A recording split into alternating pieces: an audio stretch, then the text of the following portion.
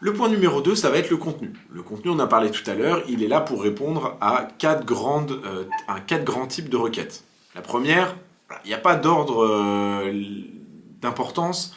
C'est pas parce que je vous donne un type de requête en premier que forcément ça va être celle-ci la plus importante. Mais on va retrouver entre autres des requêtes commerciales, donc tout ce qui va être des gens qui se renseignent et qui vont vouloir avoir un aspect commercial pour pouvoir acheter, mais ils sont pas encore prêts à acheter. Là, ils sont au moment du renseignement.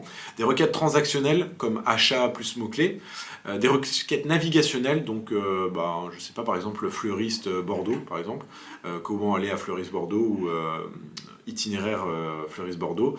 Et enfin, informationnel, donc là on va vraiment chercher, on va se poser des questions. Quelle fleur pour mon jardin au printemps, par exemple, ça va être l'informationnel. Et ça, le contenu, il va être vraiment... Il peut y avoir d'autres types de requêtes, mais ça, c'est vraiment les quatre principales. Et là, on va vraiment avoir du contenu. Le contenu, en fait, si vous voulez, il y a plusieurs choses à respecter. Le premier, ça va être vraiment de respecter donc, les niveaux de titre H, donc H1 pour header 1, votre titre 1. Alors, ça fait débat, mais sachez que vous ne devez mettre qu'un seul titre H1 dans votre page, dans votre blog ou ainsi de suite.